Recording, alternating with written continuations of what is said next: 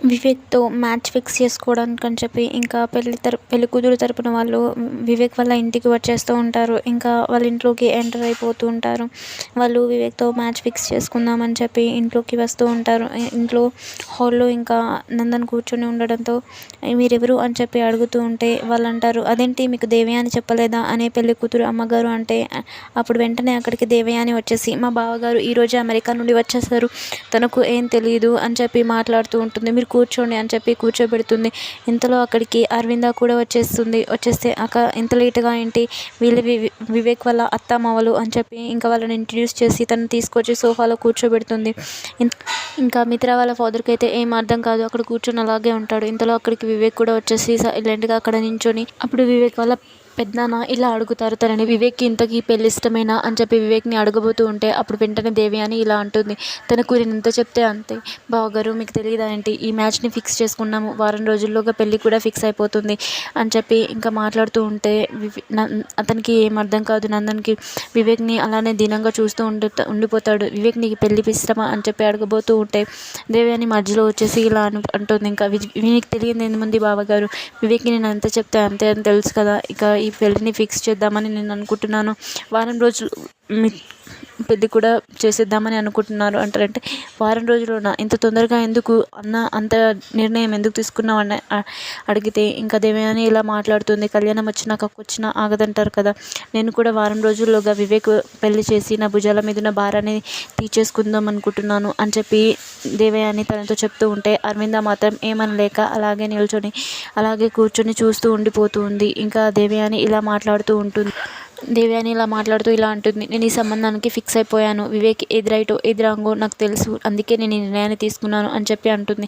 ఇంకా పెళ్లి కూతురు తరపు వాళ్ళు కూడా ఇలా మాట్లాడుతూ ఉంటారు, అవును దేవయాని మాతో సంబంధాన్ని ఫిక్స్ చేసుకుంది, మేమైతే మా కూతుర్ని ఎప్పుడెప్పుడు మీ ఇంటికి పంపిద్దామా అని చెప్పి ఆలోచిస్తున్నాము అని చెప్పి వాళ్ళు కూడా చెప్పి ఇంకా మేము కూడా పెళ్లి పనులు స్టార్ట్ చేయాలి, పెళ్ళికి సమయం చాలా తక్కువగా ఉంది కదా అని చెప్పి అంటూ ఉంటుంది. అదంతా అక్కడ మనీషా ఉండి నించొని చాలా సంతోషంగా చూస్తూ ఉంటుంది. వివేక్ అక్కడ నించొని ఆలోచిస్తూ ఉంటాడు. అయోమయంలో పడిపోయి చాలా దీనంగా ఆలోచిస్తూ ఉంటాడు.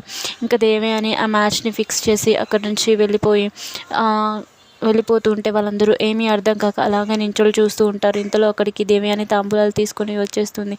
ఇంకా ఈ తాంబూలాలు మార్చేసుకుంటే నిశ్చితార్థం అయిపోయినట్టే అని చెప్పి అంటే ఇంకా వాళ్ళందరూ షాకింగ్లో అలానే చూస్తూ ఉండిపోతారు. ఇంకా ఇంతలోనే తాంబూలాలు కూడా మార్చేసుకుంటూ ఉంటారు. అసలు అక్కడ ఏం జరుగుతుందో ఎవ్వరికీ ఏమీ అర్థం కాదు. అరవింద వాళ్ళ హస్బెండ్ కూడా అలానే అయోమయంలో అలానే చూస్తూ ఉండిపోతారు. వివేక్ మాత్రం ఏమీ అనకుండా అలానే నిల్చొని వాళ్ళు తాంబూలాలు మార్చుకుంటూ ఉంటే అలానే చూస్తూ ఉండిపోతారు. ఎవరిని ఏమీ అనలేక సైలెంట్గా అలానే ఆ తాంబూలాలు వాళ్ళు మార్చుకుంటూ ఉంటే చాలా దీనంగా చూస్తూ ఉండిపోతాడు. ఇంకా తాంబూలాలు కూడా మార్చేసుకుంటూ ఉంటారు. ఇదంతా చూసిన నందన్ ఆలోచిస్తూనే ఉండిపోతాడు. ఇంకా వాళ్ళందరూ తాంబూలాలు మార్చేసుకొని పెళ్ళికూతురు తరపు వాళ్ళు ఇంకా మేము వెళ్ళి మా పనులన్నీ స్టార్ట్ చేసుకుంటాం అని చెప్పి ఇంకా వాళ్ళతో చెప్పి మాట్లాడుతూ ఉంటే వాళ్ళు మాత్రం ఏమీ అర్థం కాక అలానే చూస్తూ ఉంటారు. వివేక్ కూడా చాలా ఆలోచనలు పడిపోయి అలానే చూస్తూ ఉండిపోతాడు. ఇంకా వాళ్ళ తాంబూలాల ప్రోగ్రామ్ అంతా ఫినిష్ చేసుకొని బయటకి వెళ్ళిపోయి ఇంకా వాళ్ళ ఇంట్లోకి వెళ్ళిపోదామని చెప్పి వెళ్ళిపోతూ ఉంటారు. ఇంకా వాళ్ళ పెళ్ళికూతురు తరపున వాళ్ళని పంపించడానికి అని చెప్పి దేవయాని మనీషా ఇద్దరు కూడా బయటికి వెళ్ళి వాళ్ళకు సెండ్ ఆఫ్ చెప్తారు. ఇంకా లోపల అరవింద మిగతా వాళ్ళందరూ కూడా చాలా ఆలోచనలు పడిపోయి అటు ఇటు తిరుగుతూ ఉంటారు. ఇంతలో ఒకరికి దేవయాని లోపలికి వచ్చేస్తుంది. దేవయాని నువ్వు ఏం చేస్తున్నావు, నీకు అర్థమవుతుందా, వివేక్ సంజనను ఇష్టపడుతున్నాడని నీకు తెలుసు కదా, అయినా నువ్వు ఈ పెళ్ళిని ఎలా ఫిక్స్ చేస్తావు అని చెప్పి అడిగితే దేవయాని ఇలా మాట్లాడుతూ ఉంది, నేను తనకేం చేయాలో నాకు తెలుసు కదా బావగారు, తనకి ఏది రైట్ ఏది రాంగో నాకు తెలుసు. మాట్లాడుతూ ఉంటే ఇంకా మనీషా చూస్తూ ఉండిపోతుంది, చాలా చూస్తూ ఉండిపోతుంది. ఇంకా నందని ఇలా మాట్లాడుతూ ఉంటాడు, అది పెళ్ళి నూరేళ్ళ పంటలా ఉండాలి కానీ నూరేళ్ళ మంటలా ఉండకూడదు, తనకి ఇష్టం లేకుండా పెళ్లి చేసి ఏం చేద్దామని అనుకుంటున్నావు అని చెప్పి మాట్లాడుతూ ఉంటే మీరు అదే పెళ్ళి నూరేళ్ళ పంట అనుకొని ఇంట్లో తీసుకొచ్చి పెట్టారు కదా, లక్ష్మి ఆదర్శమైన కోడలు అని చెప్పి ఇంకా లక్ష్మిని తిట్టేస్తూ ఉంటుంది. ఎలా చేసింది తను ఎంతో ఉత్తమురాలు అని చెప్పి తీసుకొచ్చి ఇంట్లో పెట్టారు, నూరేళ్ళ పంట అని చెప్పి తీసుకొచ్చి మిత్రకి తననిచ్చి పెళ్లి చేశారు, చూడండి తను మోసం చేసి వెళ్ళిపోయింది అని చెప్పి మాట్లాడుతూ ఉంటుంది దేవయాని వాళ్ళ బావగారితో. మనీషా కూడా అదంతా పక్కనే ఉండి చాలా వింటూ చాలా సంతోషంగా ఫీల్ అవుతూ ఉంటుంది. వివేక్, అరవింద అందరూ కూడా అక్కడే ఉండిపోతారు. ఇంకా తను అలా మాట్లాడుతూ ఉంటే, చాలా సీరియస్గా మాట్లాడుతూ ఉంటే మనీషా కూడా చాలా సంతోషంగా చూస్తూ ఉంది. వాళ్ళ అమ్మను ఏమీ అనలేక వివేక్ కూడా అలానే సైలెంట్గా నిల్చొని ఉండిపోతాడు. ఇంకా దేవయాని ఈ లక్ష్మి కోసం కూడా మాట్లాడేస్తూ ఇలా అంటుంది, ఆదర్శమైన కోడలు అని చెప్పి లక్ష్మిని తీసుకొచ్చి మిత్రకు కట్టబెట్టారు. నూరేళ్ల పంటగా ఉంటుందని చెప్పి మిత్రతో పెళ్లి చేశారు. ఏం జరిగింది? తీరా చూస్తే లక్ష్మి మోసం చేసి వెళ్ళిపోయింది కదా అని ఊరుకున్నామా? తను ఎలాంటి చావు చచ్చిందో మనకు తెలుసు కదా, కుక్క చావు చచ్చింది అని చెప్పి ఇంకా దేవయాని లక్ష్మి కోసం తిడుతూ ఉంటే మనీషా చాలా సంతోషంగా ఫీల్ అవుతూ ఉంటుంది. ఇంకా నందన్ ఆలోచనలో పడిపోయి అలానే చూస్తూ ఉండిపోతాడు. వివేక్ కూడా ఏమనలేక అలానే ఉంటాడు. ఇంకా ఇంతలో అరవింద ఇలా గట్టిగా సమాధానం ఇస్తుంది, ఇంకొకసారి మాట్లాడేటప్పుడు ఆలోచించి మాట్లాడు, ఏం మాట్లాడుతున్నావు అసలు అని చెప్పి చాలా సీరియస్గా దేవయానికి వార్నింగ్ ఇస్తూ ఉంటే మనీషా షాక్ అయిపోతుంది. ఇంకా అరవింద ఇలా అంటుంది దేవయానితో, చాలా సీరియస్గా తిట్టేసరికి అక్కడికి వెంటనే మిత్ర వచ్చేసి, ఏం జరిగింది, ఎందుకు అలా అంటున్నావు మామ్, లక్ష్మి చనిపోలేదా, నిజమే కదా పిన్ని అన్న దాంట్లో తప్పేముందని అలా అంటున్నావు అని చెప్పి అంటే అరవింద వెంటనే ఇలా అంటుంది, మీ అందరి దృష్టిలో లక్ష్మి చనిపోయి ఉండొచ్చు, కానీ నా దృష్టిలో లక్ష్మి ఇంకా బ్రతికే ఉంది అని చెప్పి అంటే మిత్ర ఏమీ అనలేక అలాగే సైలెంట్గా నించొని ఉండిపోతాడు. ఇంకా నందన్ దేవయానితో ఇలా అంటాడు, నీ కొడుకుకు పెళ్లి చేద్దామని అనుకుంటున్నావు కదా, అది నీ నిర్ణయం, నీ ఇష్టం. ఇంకా మేమేమీ అనలేము, పెళ్లి పెద్దలుగా ఉండాలనుకుంటున్నాం కదా, పెళ్లి పెద్దలుగా ఉండి వివేక్ పెళ్లి చేస్తాం అని చెప్పి నందన్ దేవయానితో మాట్లాడతాడు. ఇంకా దేవయాని వాళ్ళ మాటలు విని ఏమీ అనలేక సైలెంట్గా ఉండిపోతుంది. ఇంకా అక్కడంతా గందరగోళంగా ఉంటుంది. నందన్ దేవయానితో మాట్లాడేసి ఇంకా అక్కడి నుంచి వెళ్ళిపోతాడు. తను వెళ్ళిపోవడంతో అక్కడున్న వాళ్ళందరూ కూడా ఇంకా వెళ్ళిపోతారు. ఇంకా సైడ్కి వచ్చేసి నందన్ వాళ్ళ గురించి ఆలోచిస్తూ ఉంటాడు, వివేక్ గురించి ఆలోచిస్తూ, ఈ కుటుంబ పరిస్థితి గురించి ఆలోచిస్తూ ఉంటాడు.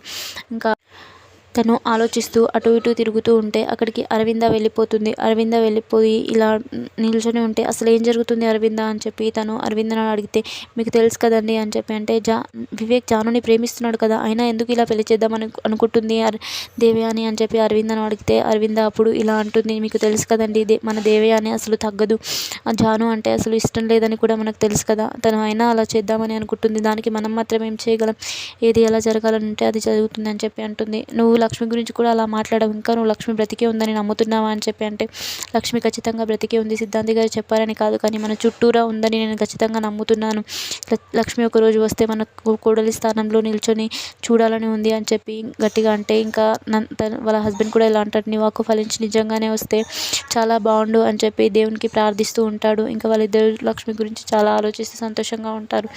ఇంకా మరోవైపు లక్ష్మి, వివేక్, జాను కూడా ఒక ప్లేస్లో నించుని ఇంకా ఇలా మాట్లాడుతూ ఉంటారు. లక్కీ మిత్రగారి కూతురా, అసలు మిత్రగారికి కూతురు ఎలా అయింది, నేను లేనప్పుడు మా మిత్రగారు ఏమైనా వేరే అమ్మాయిని పెళ్లి చేసుకున్నారా అని చెప్పి అంటే వివేక్ ఇలా మాట్లాడతాడు, నువ్వు లేనప్పుడు అన్నయ్య మనీషాను పెళ్లి చేసుకోవడానికి ఆలోచించాడు, ఇంకా వేరే పెళ్ళి ఎలా చేసుకుంటాడు అని చెప్పి అంటే, మరి లక్కీ ఎలా తనకు కూతురు అయ్యింది అని చెప్పి లక్ష్మి తనను అడిగితే, పెంచుకుంటే అని చెప్పి జాను అంటుంది. పెంచుకోవడమా అని చెప్పి లక్ష్మి ఆలోచిస్తూ ఉంటుంది.